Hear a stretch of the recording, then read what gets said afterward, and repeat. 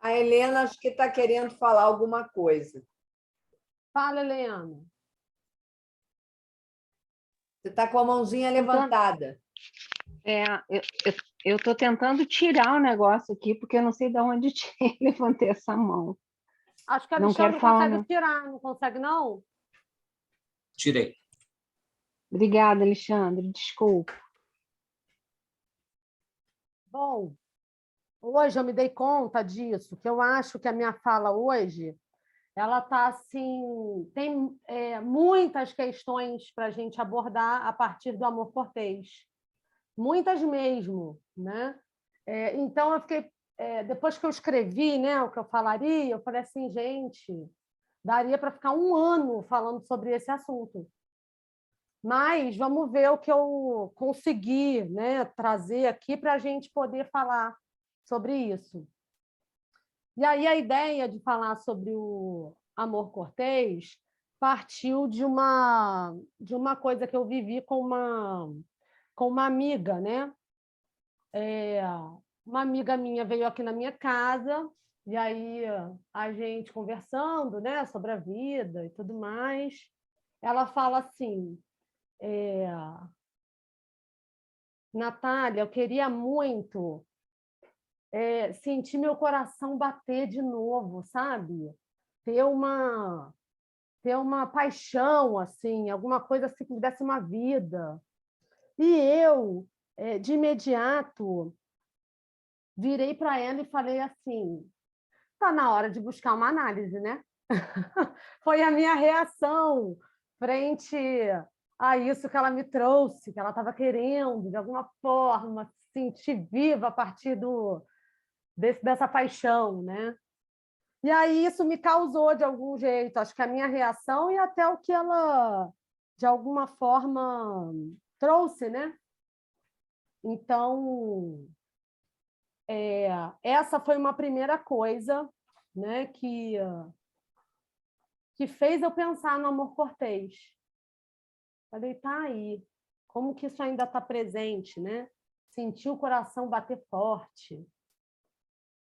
E aí, um pouco mais à frente, me veio à cabeça uma frase que está no seminário 8 da transferência, logo no primeiro capítulo. O Lacan ele fala assim, eu não fui pegar a frase exatamente, mas é bem isso que eu vou dizer agora. Ele diz que o sujeito ele só aprende a amar amando. Essa é uma frase do Lacan logo no primeiro capítulo, né? E aí é interessante, porque nesse capítulo o Lacan ele faz uma distinção, uma diferença entre o que é amor e o que é amar. Ele vai dizer que são duas coisas que não se confundem. E aí eu parti, né, a partir disso que o Lacan fala, ele vai dizer do Platão, do bem, um monte de coisa, né, do amor ágape, inclusive que eu acho que seria uma coisa bacana da gente abordar também, de repente. Mas eu parti assim do seguinte pensamento, né? Amor e amar são duas suposições classificadas gramaticalmente diferentes. Enquanto amor é um substantivo masculino abstrato, e a gente não tem, então, né, a partir disso, uma imagem concreta dele, pode fazer com que cada um tome ele de uma forma diferente, né? Já amar é um verbo regular, né? Então implica um posicionamento, uma ação do sujeito. Oi. Não posso ver, estou assistindo aula. Tereza, está aberto o microfone. Já fechei. Fechou? E aí isso vai de encontro com uma outra coisa que eu fiz gay também,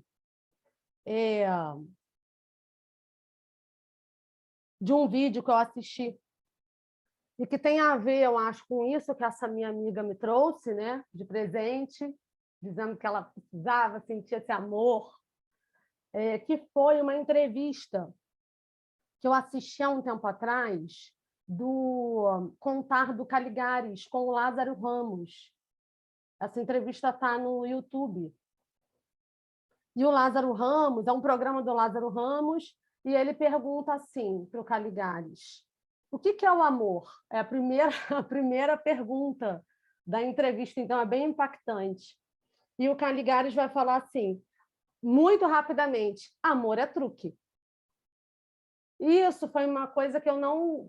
Isso me deixou tão impactada, né? Essa resposta do Caligares, que eu não esqueci mais disso.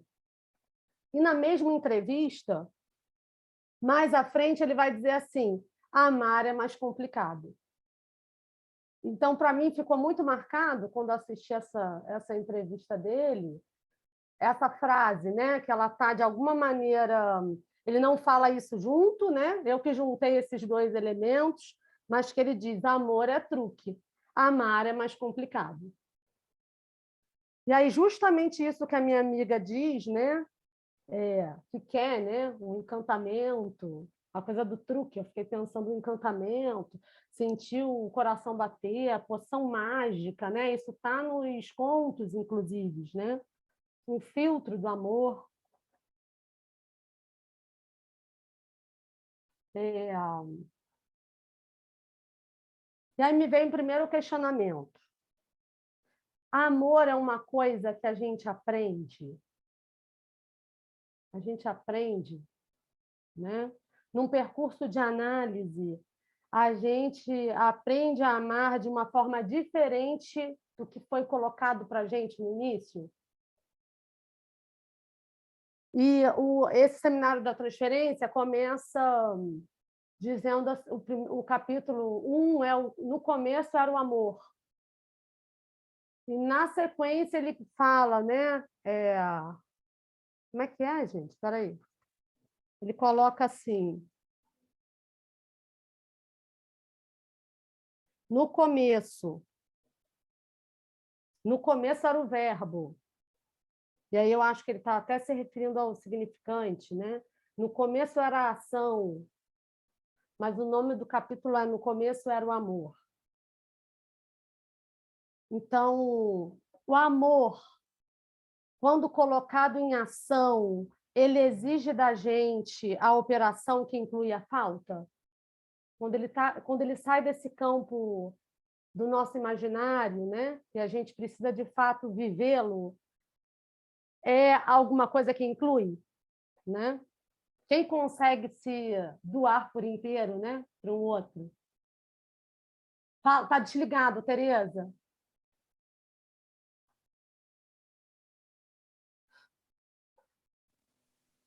Eu estou dizendo que o amor é, por definição, falta.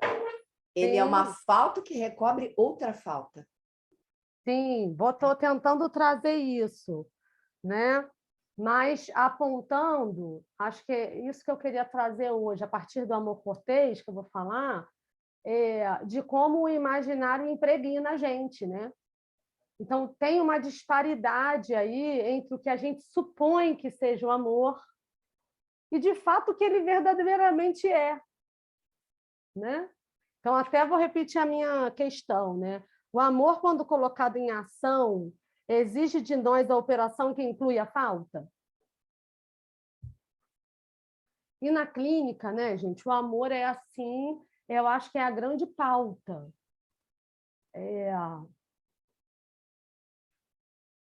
A gente assiste, né, a separações, e aí isso está relacionado ao amor, né? Muitas vezes sujeitos sofrendo assim de forma absurda, por conta de uma expectativa de correspondência, né? Que o outro corresponda de alguma forma ao que ele supostamente acha que merece, né? Ou acha que vai receber, né?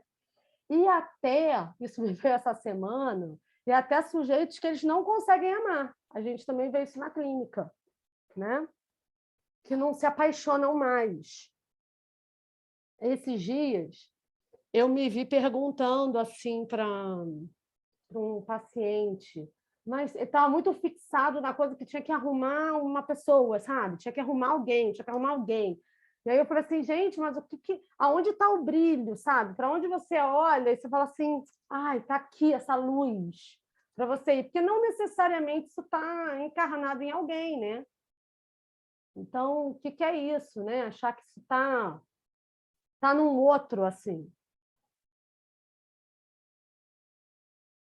Ou seja, o sujeito está sempre buscando alguma coisa que o complete, né? Mesmo que, se a gente parar para pensar, quando o amor, né? Quando a gente se apaixona e a gente vive na carne o amor, e é muito maluco isso, porque quando se vive isso na carne, se percebe que, na verdade, o que se encontra é uma falta, de que nunca o outro vai te completar, né? Então, tem aí essa disparidade do que a gente supõe ser o amor, né? Essa ideia de que o outro vai nos completar e piriri, pororó, que aí é uma coisa muito interessante, porque é encantada, né? É da ordem de um certo filtro, uma cegueira, né? E quando se vive, o que a gente escuta na clínica é que não, né? O outro não dá exatamente o que se quer, você vê um desencontro, né? Entre as relações amorosas. Então, mas mesmo assim, né, se vive esse conflito aí sempre. Então, será isso o amor? Uma certa catarata social? Porque, gente, eu estou tentando falar hoje a partir disso, do campo social também, né? Do que é colocado para a gente, o que é o amor. Né? A gente passa uma vida vendo filmes e ouvindo histórias muito relacionadas a isso, a uma suposta completude, né? A alma gêmea. Então, seria isso, o amor, uma certa cegueira, uma catarata, né? Alguma coisa que faz a gente não enxergar muito bem. Que aí no convívio, né? Com um parceiro ou com uma parceira, isso vai caindo, você vai vendo que, opa, mas eu achava que era isso, mas é aquilo, né? Outra coisa. E aí que entra a história do amor cortês, né? O Lacan, no Seminário 7, ele tem um capítulo, que eu acho que é um capítulo assim enorme. Eu nunca li um capítulo de nenhum seminário do Lacan tão grande quanto esse, do amor cortês, né? Então, se chama o Amor Cortês em Anamorfose. Já é um título assim muito legal, né? E aí, uma descoberta para mim, né? O Lacan ele cita, nesse capítulo do Seminário 7, o quadro Os Embaixadores, que é a capa do Seminário 11. Para mim, ele só tinha citado essa obra no Seminário 11, mas já no Seminário 7, ele cita essa obra, né? Para apontar que, dependendo da perspectiva do observador, né, diante de uma cena, o sujeito ele pode ou não perceber uma ilusão de ótica, né?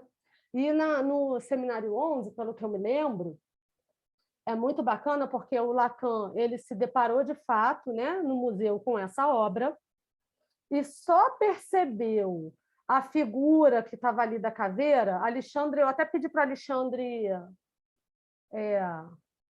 trazer essa imagem. Você bota aí para a gente, Alexandre? O Lacan estava, então, no museu, e aí, quando ele estava na porta para ir embora, né? Quando ele estava na porta, ele olha para trás e aí ele vê a anamorfose no quadro, que é uma caveira, né? Alexandre vai botar aí para quem não conhece. Não sei se aqui todo mundo já viu, né? Por isso que eu achei importante trazer.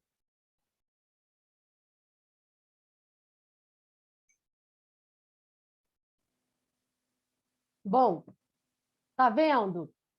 Alexandre, bota a setinha aí na caveira.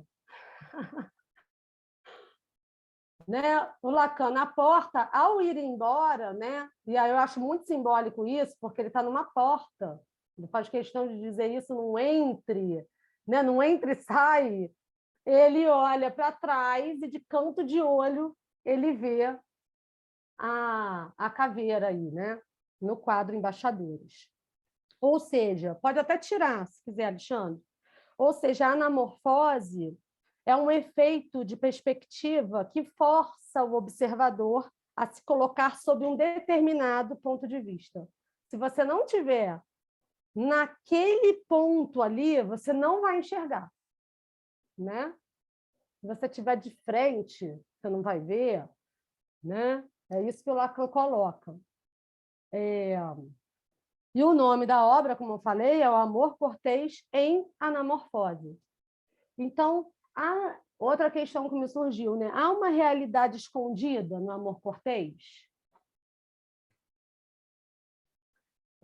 O amor cortês, né? Ele nasce em torno de um ideal, né? E por mais que eu acho que pareça que é um amor que está assim fora de moda, eu fico pensando que muitas vezes a gente escuta ainda algum eco disso na clínica, né? É uma questão até entre os analistas, né? Será que agora as pessoas estão amando de uma forma diferente, né? Do que dessa? Não sei. Mas eu percebo ainda bastante reflexos disso na clínica, acho que todo mundo, né?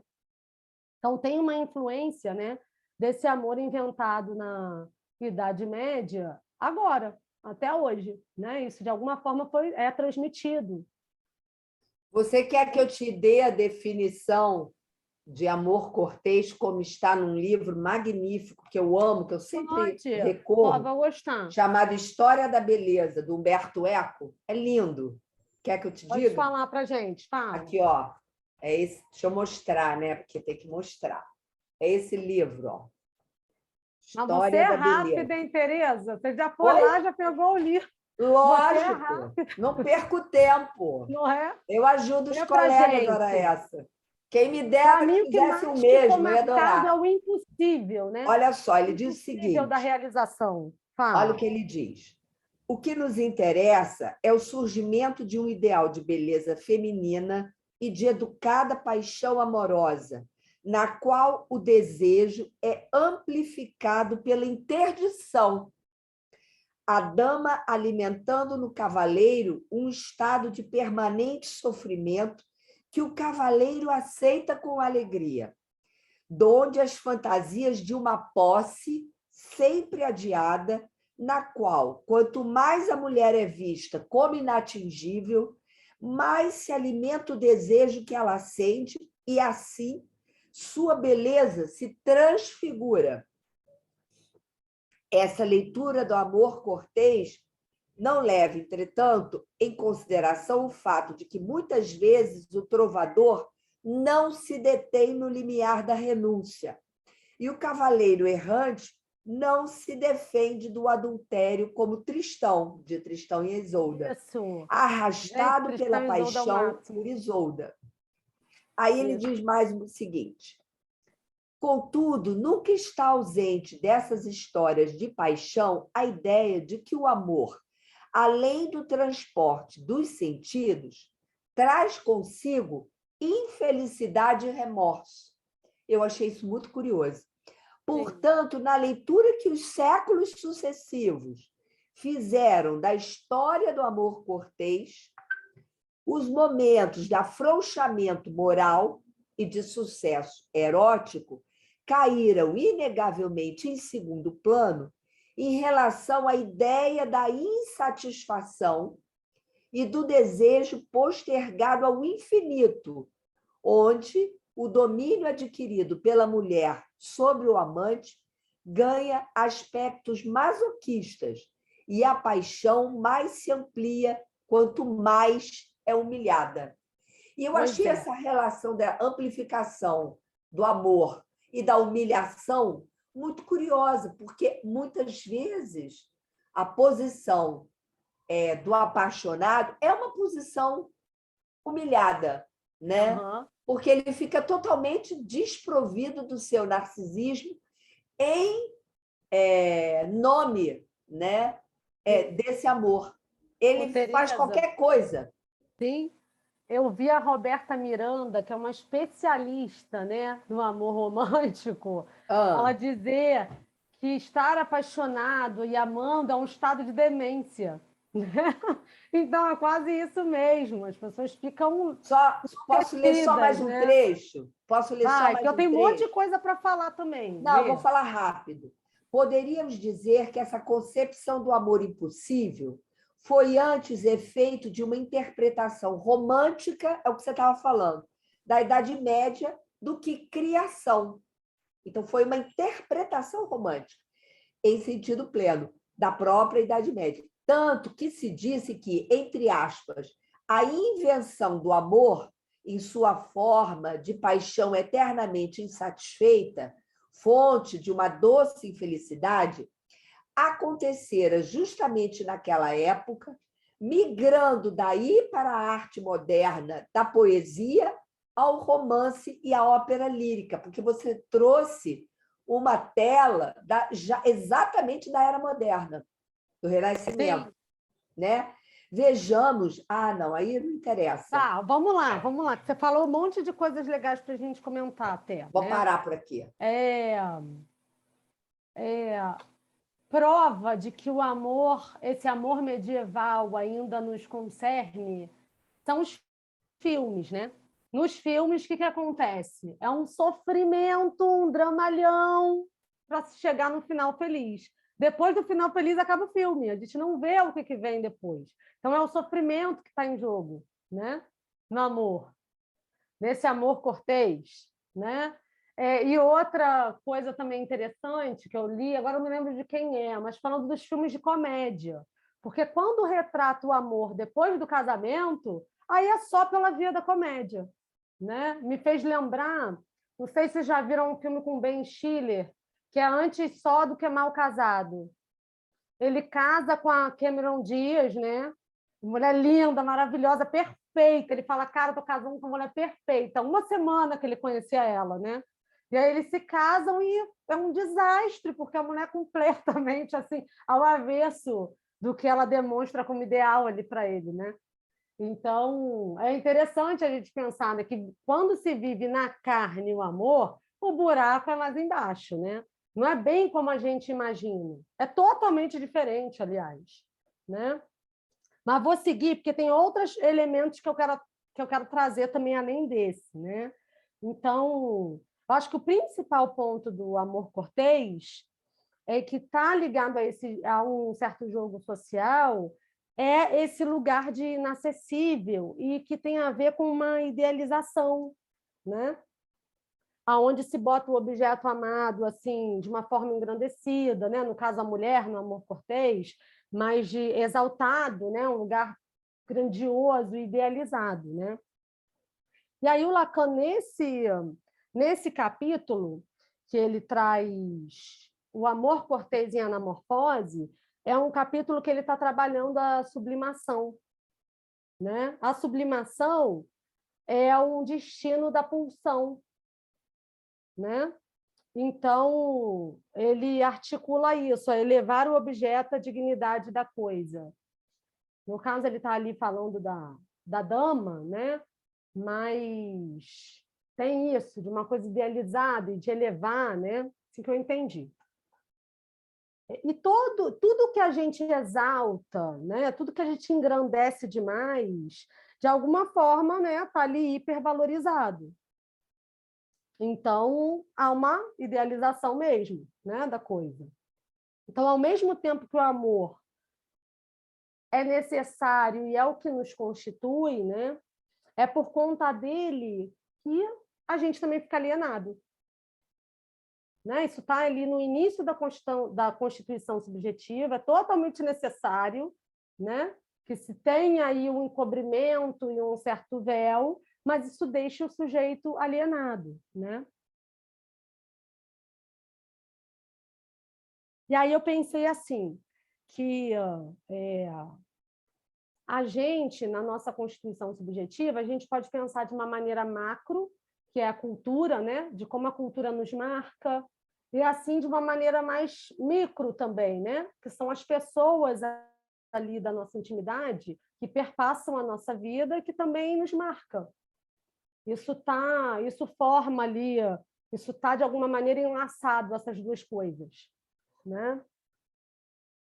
Porque eu sempre pensei assim, gente, cada um ama de um jeito diferente. Sim, com certeza, né? Mas também há alguma coisa que se impõe e que eu acho que tem a ver com a cultura, sabe?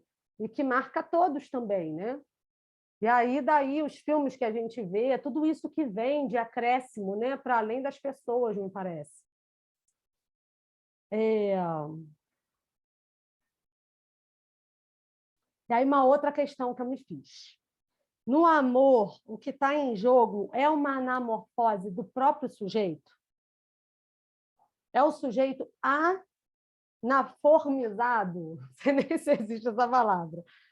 Mas, porque quando se chega para uma análise, na maioria das vezes, o sujeito ele não faz, né, assim, ideia de como ele ama, de como ele se coloca diante do outro. Eu acho muito que uma análise proporciona isso, de que ele vai ter uma ideia melhor de como ele funciona, né? Diante do amor, diante do seu imaginário, da vida, né? Do que ele demanda do outro. Então, no amor, o sujeito visa, né? Se reestruturar de alguma maneira a si próprio, de uma forma muito narcisista. É o que ele tenta diante do amor. Isso já é bem freudiano, né? Freud, eu acho que ele já fala isso lá atrás, né? Mas por que você está incluindo aí a questão da anamorfose? O que você pensou? Pois é, porque eu acho que essa questão do narcisismo talvez tenha a ver com esse ponto, né? A gente coloca no outro, a gente espera talvez do outro alguma coisa que a gente supõe, mas que não é, mas que a gente acha que é nossa. Você diz que seria Sabe? você está dizendo que seria da ordem da perda do eu ideal que você tenta recuperar no Isso, objeto amado, é isso? sim, acho que sim. É como se o sujeito ele quisesse uma parte que ele supõe que ele perdeu na infância. Ele quer isso de volta, então ele acha que o outro vai completar, vai dar. É Natália, por posso isso que falar um eu... negocinho? Claro, Não, então, pode. quando você falou da anamorfose, me desculpa, eu lembrei, até porque acabei de ter uma sessão com uma analisanda, e ela trouxe uma imagem, vou chamar assim, uma imagem bem interessante, porque ela está quase morrendo de amor já tem um tempo já, e não consegue fazer o luto. E a coisa não acaba nunca, e ela, um sofrimento, assim, horroroso. Daí ela que beira o masoquismo. Alguém falou aí acho que foi a Tereza que falou a questão do masoquismo. E aí ela Isso. falou assim, é como se eu tivesse, e ela não consegue fazer o luto, ela falou, é como se eu tivesse atravessando um deserto, mas que tem aquela miragem à frente, e essa miragem, que é a fantasia romântica dela, da possível fantasia romântica dela, de encontrar, então isso é o que sustenta ela de fazer com que ela continue atravessando o deserto. Então, a anamorfose me lembrou, é Mas uma espécie continue de... no sofrimento, né? Isso, Também, né? é porque o que ela está vendo é uma miragem. A anamorfose Boa. é uma miragem. Eu pensei muito nisso. É uma Porque você ilusão, né? vê, você acha que é uma coisa e a outra, mas se você olhar num certo ângulo, você vai ver o que é. Só que ela não consegue se deslocar para ver isso de outro ângulo, num ângulo que Tem fique mais outras claro, formas. né? Ai, Aham. mas o que eu faço? Tem que fazer o luto, por quê? Porque só diante do luto você vai poder reconstituir essa fantasia e encontrar Sim. uma outra coisa, né? Então, eu acho que, para mim, a anamorfose tem a ver com essa miragem. Sim. Ô, Nadir, a gente vê, né? Os casais se perguntam um para o outro: o que você viu em mim? E isso é sempre da ordem do mistério, né? As posições. Eu perguntei isso esses dias para o meu marido: o que você viu em mim? Ele, você sempre foi estudiosa. É justamente o que eu não tenho. Aí eu, gente, mas não é isso. São várias outras coisas, né? Porque é sempre da ordem do mistério, da suposição. Mas a Eu gente acho que é vê porque tem a ver com o objeto A, né? Que não é sim, bem, a gente não sabe bem o que é. exatamente.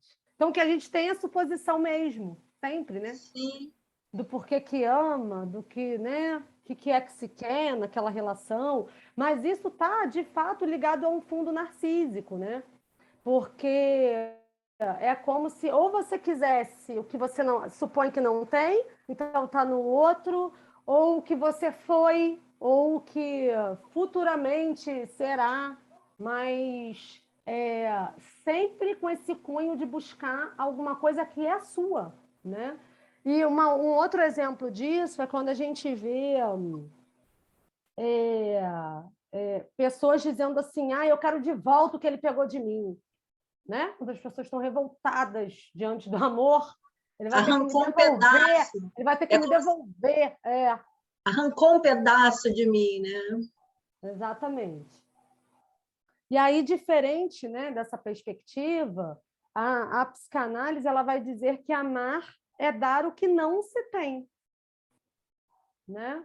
Eu ouvi também de um paciente assim, a esposa virou mãe, né? E aí ele falou assim, eu achei que deixar a mamãe feliz seria o caminho, né? Então ele foi lá, fez tudo para deixar ela feliz e ela foi embora, né? Então, amar é dar o que não se tem, né? Não é encher de coisas, digamos assim, né? E aí, isso foi o que eu pensei até a semana passada. E aí, de ontem para hoje, diante de algumas coisas que me passaram, eu fiquei pensando também que, historicamente, a gente falar do amor medieval, né? Esse amor cortês, e, de fato, ele encobre, pelo que eu li sobre, né? O amor cortês, ele encobre a agressividade, né? Por que eu estou dizendo isso? Porque antes da invenção do amor cortês, e a gente vê muito isso no Ovídio, o amor era considerado alguma coisa de uma ordem da posse, né?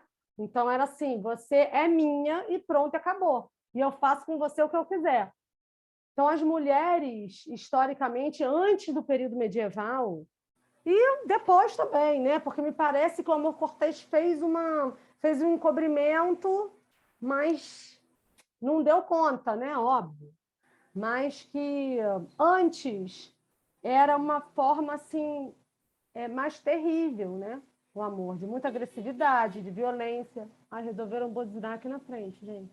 Mas, Natália, eu acho que o amor, esse amor cortês, ele parte para a agressividade em qualquer momento, eu acho que ainda hoje, quando o amado não corresponde mais com a expectativa, ou algo se quebra, e aí vem a agressividade, né? Quando aquele que você espera receber algo, ele não te dá aquele que ama, eu acho que é o amante, né? É um amado e o amado. Bom, o apaixonado, ele fica muito agressivo quando ele não recebe. Mas olha que legal, porque no amor cortês, por exemplo, em Tristão e Isolda fica com outro cara, né? Ela bebe a poção mágica no momento que não era para ela ter bebido, era para ela ter bebido com o marido dela em casa. Ela bebe na viagem, no barco, no meio do caminho, e se apaixona por Tristão, né? Os dois ficam completamente apaixonados e ela vive uma relação adúltera, né? Ela se casa e continua com a relação com Tristão. E ainda assim o rei com quem ela casa meio que fecha os olhos, assim, sabe? Então não é Rei Marcos. o rei Marcos. Então no amor cortês parece que vem velar parece que dá um velamento, mas muito muito falso, sabe? É uma coisa assim, é de um encantamento, mostra esse amor assim que cega mesmo. Sim, né? aí quando a pessoa percebe que essa ilusão, que aquilo que ela esperava não é, aí vem a agressividade. Sim. Muitas vezes é assim que a gente escuta, por que né? a gente está enveredando nessa conversa? Você disse que, Natália, que você tinha algumas coisas importantes para falar sobre o amor cortês. Não, já trouxe algumas, né? Mas Então. essa ideia me veio hoje, né? E aí eu incluí isso aqui no que eu queria trazer, porque me parece... Aí eu vou voltar aqui para o que eu escrevi, para não me perder, né? Fazendo essa última observação, nesse capítulo do Lacan, Anamorfose, o amor cortês e a anamorfose, ele está tratando ali, uma parte do seminário se chama o problema da sublimação. Ou seja, né, isso que é um destino da pulsão. Da pulsão. E ficou para mim hoje, me caiu essa ficha hoje, por mais óbvio que pareça, né, que foi necessário, nesse momento, né, medieval, do século XII, a construção de uma narrativa ficcional para poder dar conta da agressividade. Aí foi esse o exemplo que me veio, por exemplo, das mulheres serem então agredidas antes. Né? Como é que a gente... É muito curioso a gente pensar, né, que o amor, antes do amor cortês, era da ordem da barbárie. Você só não podia matar a mulher, mas você podia fazer o que quisesse, digamos assim, com ela, né? Você podia matar, cortês, sim. Não, Você podia matar, eu li que sim. você podia fazer o que quisesse, menos matar. Mas, daí, né? E é óbvio que deviam matar, né? Então, o amor cortês, ele vem fazer um recobrimento muito oposto ao que acontecia antes, né? E hoje eu pensei nisso, assim. Então, parece que há aí uma estrutura, né, que precisa ser montada, uma narrativa ficcional para encobrir, o que me faz pensar na própria fantasia, né? A gente, de alguma forma, na nossa Constituição, a gente precisa construir aí, né, essa ficção para talvez dar conta da pulsão de morte, né? Para poder fazer uma certa barreira. É uma questão que ficou para mim, tá? Que eu pensei nisso hoje. Natália, me parece que no amor cortês, né, assim, eu entendo que não se fala das mulheres, se fala justamente da mulher, dessa que não existe, né, que está como inacessível. Né, o Lacan eu entendo que o Lacan fala do amor cortês, né, para falar da sublimação, porque ele quer falar dessa falta de objeto, né, desse objeto inacessível. Exatamente. Então, para ele chegar nisso, na sublimação, para ele falar de Da Jing, né, ele começa com o amor cortês, porque é isso, é essa mulher que não há, né, que não há. Exatamente.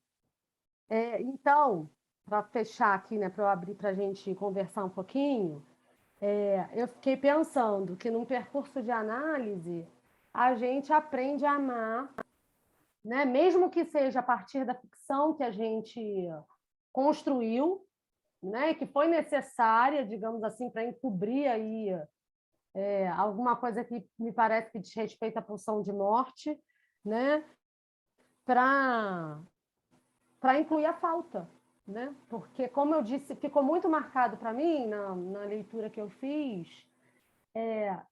que a ideia que a gente faz do amor e a vivência que a gente tem do amor é muito diferente, né? Então, a gente precisa, de fato, amar no sentido da ação, né? E aí, por isso que eu disse no início, né, que eu falei para minha amiga, quando ela falou, preciso sentir o coração bater mais forte, vai buscar uma análise.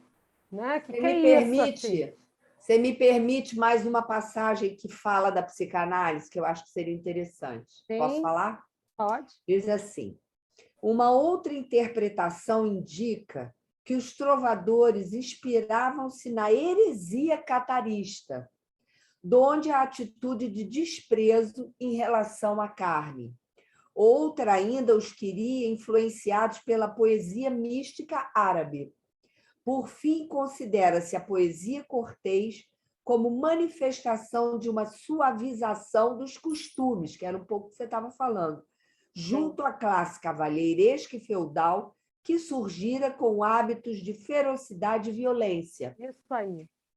É o amor, o amor faz laço. No século XX, não faltaram as reflexões psicanalíticas, está se referindo a Lacan, sobre os dilaceramentos interiores do amor cortês, segundo as quais a mulher é desejada e rejeitada ao mesmo tempo, porque nela se encarnaria a imagem impossível, materna, ou porque o cavaleiro, na verdade, se apaixona. Isso é bem interessante. Narcisicamente, na dama, por sua própria imagem refletida. Isso. Tá vendo o narcisismo aí? Eu Né? vou Então é como eu recortar esse amo pedacinho, eu vou a te mim mandar. mesma. Eu vou te mandar. Ah, legal, Tereza. Gente, é isso que eu queria trazer. Eu espero, no próximo encontro, tentar trazer mais. Eu estou com a ideia, assim, que eu queria falar sobre a fantasia fundamental. Então, vou tentar articular isso de alguma forma, né? Com amor, com transferência, enfim. Posso ler um poema trovador aqui, ó, que é lindo? Pode. Posso? Chama-se Bernard de Ventador, no século XII. Aí ele diz assim, o título é E não é maravilha se eu canto. Aí ele diz, e não é maravilha se eu canto melhor que outro cantador, aquilo que me atrai a alma para amor, deixando-me mais pronto a ser a seu comando. E está morto quem de amor não sente em seu coração o bom sabor. De que valeria viver sem amor se não fosse para molestar a gente? Por minha boa fé e sem engano, eu amo a mais bela e a melhor. Trago nos olhos pranto e no peito dor, por amá-la tanto que me causa dano. Mas o que posso, se me prende amor, e para os grilhões a que me prendeu, chave outra não há, senão piedade. E piedade ninguém me concedeu? Toda a prata e o ouro que há no mundo queria ter dado, se um dia os tivesse, para que minha amada conhecesse quanto eu a amo e me atormento. Quando a vejo, da luz, me inundo dos olhos seus, do rosto e da cor, e me tremo todo inteiro de pavor, como frágil folha ao vento. Ó, minha doce senhora, mais não peço, só que me tome como servidor, e eu a servirei como senhor, qualquer que seja a sua recompensa. Tenha-me, pois, a seu comando, franco coração cortês, vassalo e gaio. Pois Bonito, né? é essa a história que nos contaram. É de quem essa trova? Ah, acabei de fechar aqui. Eu tenho uma aqui pequenininha. Vou ler, porque essa é muito boa. Já vou te dizer aí. Dá sim, Tereza. Bernard de Ventador. Bernard de Ventador, século XII. Fala, Tereza Meloni. Então, bom, primeiro, desculpa, eu cheguei atrasada na aula. Mas eu ouvi uma coisa que eu fiquei pensando sobre a questão do narcisismo, ou mais especificamente do amor narciso, porque quando Lacan diz que amar é dar o que não se tem, ele não está dizendo que amar é a gente não encher o outro de coisas. Estou usando isso aspiado, e foi como você falou, que o cara encheu a mulher de coisa, ela foi embora.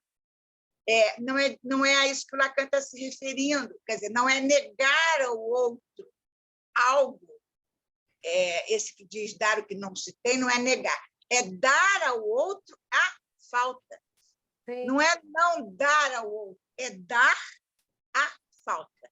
Isso coloca uma diferença e é desse lugar que ele espera o analista. O analista não é o que frustra o paciente porque não dá nada, é porque ele dá a falta, né? E aí eu fico pensando se é em torno dessa falta que as relações se dão, os laços se dão, inclusive o laço amoroso se dá em torno dessa falta, é que a gente pode pensar um amor narcísico, quer dizer, porque o narcisismo é exatamente a ausência da falta, né? Enfim, lógico que isso tudo é tentativa, isso não se dá em absoluto, de forma absoluta, mas o narcisismo é a completude, né? É o inteiro, é aquele que não se relaciona com a falta. Como é que ele pode procurar o outro, né? Se ele não tem, não está nesse lugar faltoso? Entendeu o que eu estou falando? poderia haver laço sem essa falta em jogo? Tereza,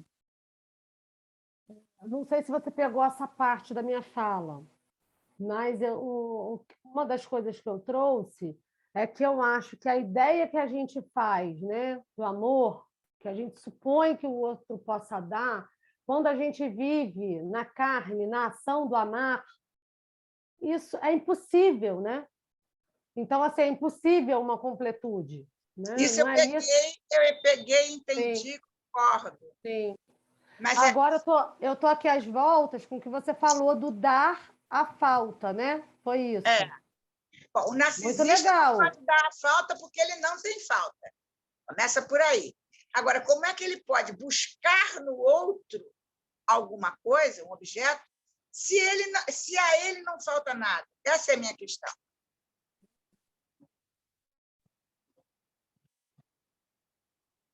Interessante, não sei te responder, vou pensar. Vou pensar nisso. Eu acho, pensando aqui, né? Vou arriscar. A gente está falando do amor, e eu estou trazendo essa vertente do amor imaginário, né? Mas não é sem também a gente pensar no desejo, né? Talvez esse amar que eu esteja falando aqui hoje, que inclui a falta, seja o desejo. Então, não sei se dá para a gente excluir isso completamente, entendeu, Tereza? Essa é a questão que me coloca, né? Acho que a gente não pode excluir isso totalmente. Desejo está apoiado na falta, né? Sim. Algo se perde. E se o narcisista não passa por essa falta, como é que a gente pode pensar no desejo narcísico? Existe desejo narcísico? Tereza, eu acho que a Natália não está se referindo ao texto do narcisismo, que o Freud fala do amor, acho que é anaclítico, se eu não me engano, que é o amor, que é esse amor que você busca a completude no outro, naquilo que você vê algo que é de você. É o amor espelho, né? Aquele que você ama o outro. Para todos, né, Tereza? A gente se constitui, né? De alguma maneira como sujeitos, mas o narcisismo está para todos. Uma tentativa de buscar no outro uma completude, isso não tira do jogo a falta também, né? Agora, eu acho que uma análise, de alguma forma, proporciona a gente fazer dessa falta uma outra coisa. Lógico. Entende? Lógico. Eu acho que é isso. Não sei se é isso que você está trazendo. Mas narcisista, amar de uma forma narcisista, todo mundo ama, né? Então o Freud... Eu penso isso, assim, que uma análise traz uma diferença aí. Talvez faça dessa falta, de fato, uma perda, né? O Freud fala na introdução ao narcisismo, eu peguei aqui, ele fala que a forma de amar conforme o tipo narcísico, que é o que ela mesma é, a si mesma, no caso, ama a si mesma através do outro, ou que ela mesma foi, ou que ela mesma gostaria de ser, ou a pessoa que foi parte dela mesma. São formas de tipo narcísico de amor, segundo Freud no texto Narcisismo, de 1912. Não, 1914. É o que você falou do amor anaclítico, tem razão, você está certo. Isso. E tem o amor conforme o que ele chama do tipo de apoio, que é o amor edípico, que é a mulher nutriz ou o homem protetor. Então, isso me faz lembrar do mito de Psique e Eros, né? Porque a hora que Eros é ferido narcisicamente, né, a Psique vem com uma lanterna, né? E o queima. É nesse momento em que ele sai e a partir daí que ela começa as aventuras, né? Que aí tem uma série de outros mitos que são as aventuras de Psique, né?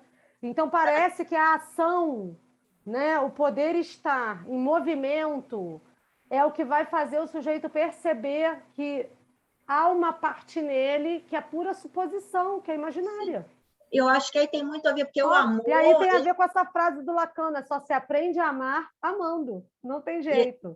Isso que você falou agora, do não saber, da psique, é que o amor, quando ele é amor da falta, ele é sustentado ele tem que haver confiança. E a confiança ela é sustentada pelo não saber. Então, eu acho que aí que foi a ferida dele, porque se ela quer saber, é porque que tipo de amor é esse que não pode se sustentar nesse não saber da confiança? Interessante, legal. Legal, Nadir. Eu lembro que teve um tempo atrás que eu falei desse mito aqui. Deixa eu ler um pouquinho do chat. Fala, Felipe. Uma lamparina, né? Isso. Uma lamparina. E que vela o sexual, né? Fica velado o sexual nisso, né? Em algumas pinturas que retratam isso, né? De como fica meia luz. Acho que a Ana Paula trazia um quadro, ainda na época do presencial, que ilustrava isso da psique com a lamparina, ferindo Eros, né? Mas aqui, enfim, foi só dando continuidade. Desculpe, a vela vela e revela. Quando e revela. A vela queima. Isso mesmo, Tereza. Seria o truque a cultura? Porque justamente a cultura, talvez, isso que você traz da dimensão da cultura na percepção do amor, e quando o Caligares fala do truque, amor é truque, seria o truque a cultura no sentido da ilusão? Porque o truque é uma ilusão, né? Sim, sim. É eu não sei ilusão se para só a se cultura, né? Mas eu acho que, de algum jeito, a gente constrói alguma coisa ficcional, né? Para poder estar no mundo. Então, eu acho que truque nesse sentido de poção mágica, encantamento, feitiçaria, o amor está sempre ligado a isso, a mistério, né? A filtro do amor, né? Poção do amor vem dessa palavra, de filtro. Então, é de uma cegueira, uma catarata social, sabe? Que a gente tem. É interessante que essa pintura que você traz também ela só foi ter um discurso sobre ela quase 200 anos depois da produção dela. Ela é produzida lá no final do século 1400 alguma coisa, 1500. E era totalmente algo distinto mesmo, porque nunca alguém tinha pintado um quadro dinâmico, em que você precisa ir a um certo ângulo, observando, procurando, para achar o formato da caveira. E isso também do amar, né? Assim, dessa anamorfose também. E isso já antes mesmo dessa cultura romântica também. Sim. Amor e morte, né, Felipe? Eles estão sempre, de alguma forma, entrelaçados, né? Eu acho que a caveira, ela traz isso nesse quadro dos embaixadores, né? De algum ponto ali, um ponto específico que o sujeito vai poder ver aquilo ali. Então, talvez, isso eu pensei assim, que num percurso de análise, a gente, em algum momento, precisa estar num determinado ponto, e não é à toa que o Lacan fala que ele está numa porta, né? A porta abre e fecha, indo embora, e ele olha para trás e vê a caveira, né? Então, isso pode ser renovador, né? Um limiar, percurso né? de análise. Porque é pura castração, né? O amor, na verdade, é isso, né? Tem a ver com amar. Isso. O amar é a castração, né? Aceitar a castração. Tem aquela frase, eu acho que do Celso, né? Que foi aqui da escola, eu não conheci, mas é uma frase que ficou para mim essa semana, que é amar é tempo. Então, há um tempo aí, né? Por isso que quando o Ben Stiller, né, casou com a Cameron Diaz e teve esse filme de comédia, né, que é o Antes Só Do Que Mal Casado, gente, vale a pena assistir, que é muito bom. Eles se conheciam, sei lá, 2 dias, ele resolveu casar porque ela era maravilhosa. Não é assim, né? Tem um tempo ali para se deixar as coisas caírem. Opa, eu casei em 14 dias. Ah, meu Deus!